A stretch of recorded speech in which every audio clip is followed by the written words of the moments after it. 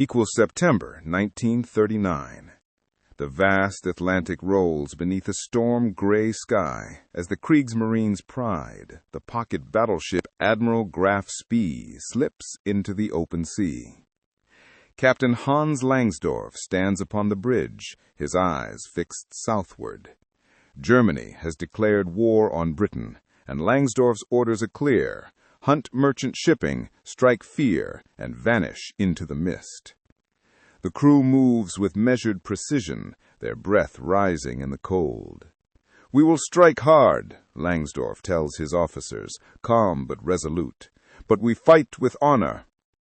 The Graf Spee glides silently beneath the waves of early war, its diesel engines humming like a distant storm. Far from home, surrounded by nothing but horizon, its shadow crosses into legend, an iron predator stalking merchant veins, unseen and unstoppable. The world has yet to know its name, but soon every Allied sailor will whisper it with dread: the Graf Spee, the ghost of the South Atlantic. By October, the Graf Spee had become a phantom. 9 merchant ships had fallen victim across thousands of miles. Langsdorff and Schorb crews were rescued before sinking their vessels, an echo of old naval chivalry amidst a modern, brutal war. In the chart room, under dim red light, he traced new routes to evade British patrols.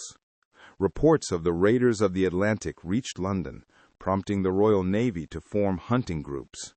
"They will come," whispered First Officer Paul Asher. Langsdorff nodded, studying the weathered maps. "Then let them," he replied. The Admiral Graf Spee roamed the South Atlantic like a lone wolf, engines pulsing steadily through mist and spray. Cargo flames reflected off her steel hull, painting her as both savior and destroyer. Yet beneath her captain's composed exterior, a quiet dread grew. He knew each ship sunk brought him closer to discovery and to the reckoning that awaited. By early December, British intelligence had pieced together the raiders' trail. Commodore Henry Harwood, of the Royal Navy's South American Division, calculated the Graf Spee's next likely target, the shipping lanes off the River Plate. At dawn on December 13, 1939, 3 British cruisers, HMS Exeter, Ajax, and Achilles, scanned the sea mist for their quarry.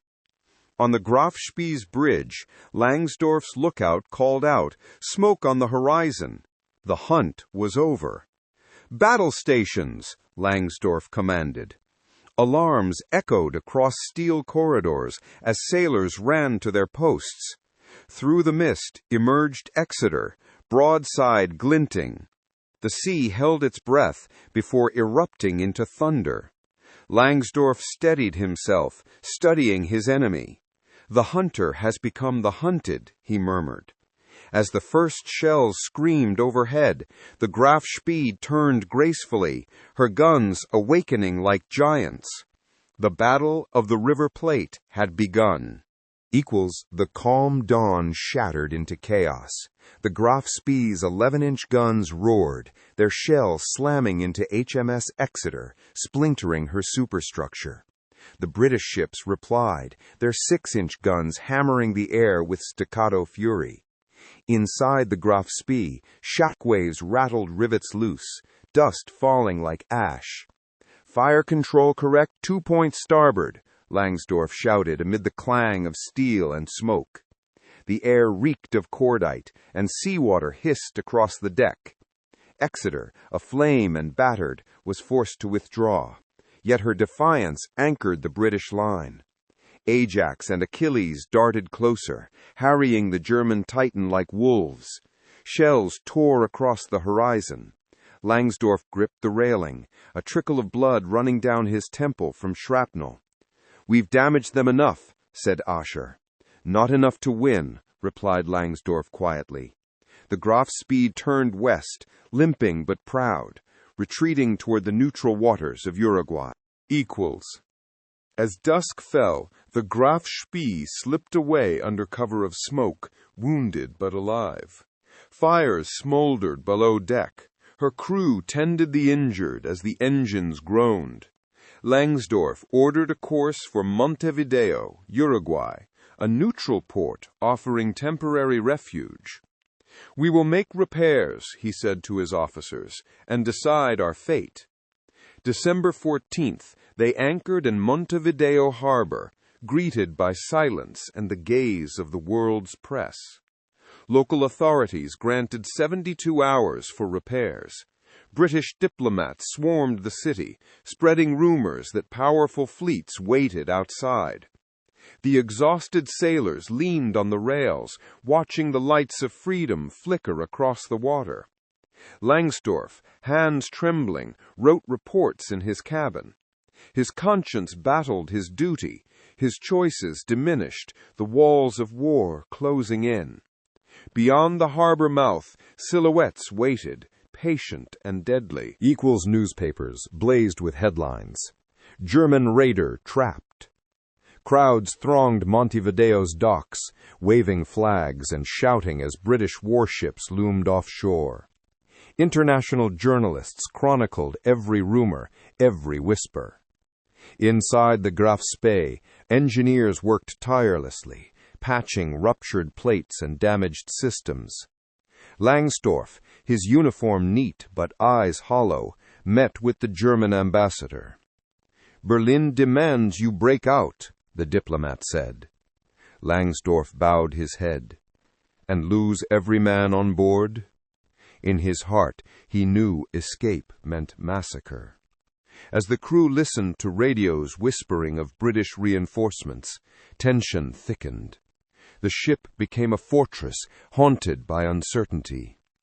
Langsdorff looked across the harbor that night, the reflected city lights trembling on the dark water. "The sea has brought me honor enough," he murmured, "but it may yet take everything else." Equals December 16th.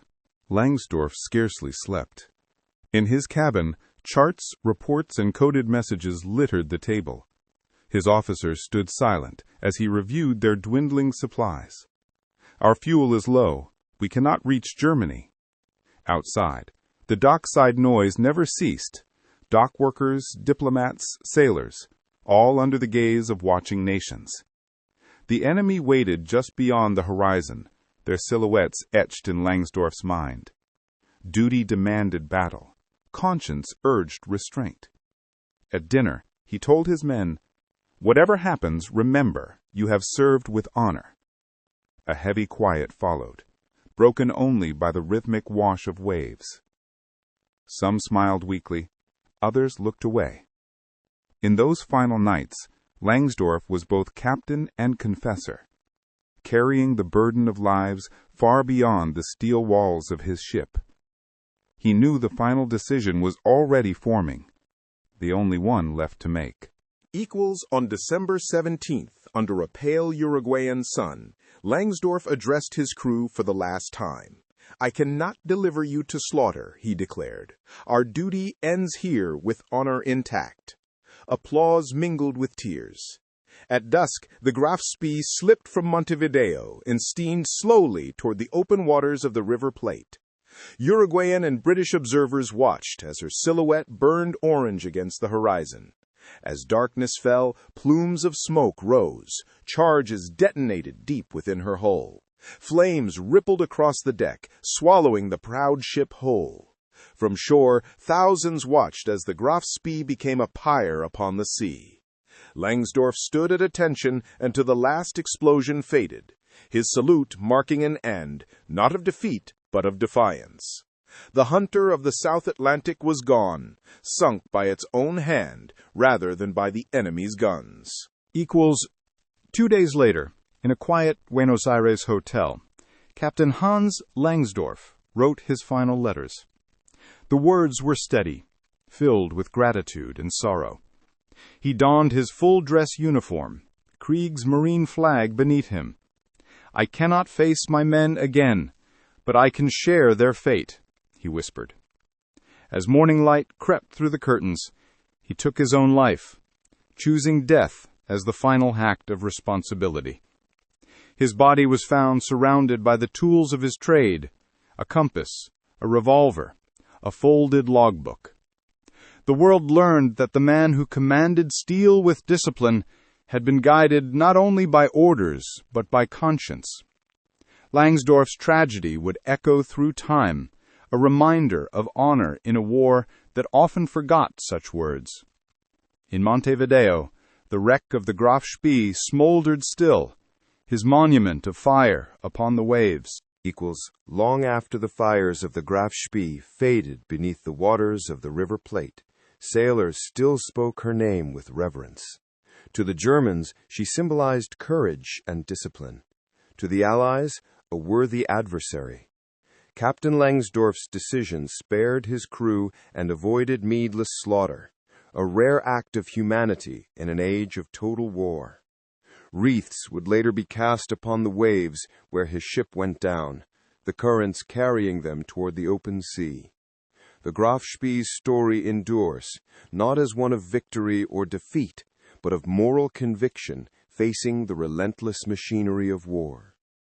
As the Atlantic winds whisper across her rusting hull below, they carry echoes of a promise once made by her captain, to fight with honor and never surrender his men to senseless death. In his fall he found redemption, and in his ship's ashes immortality.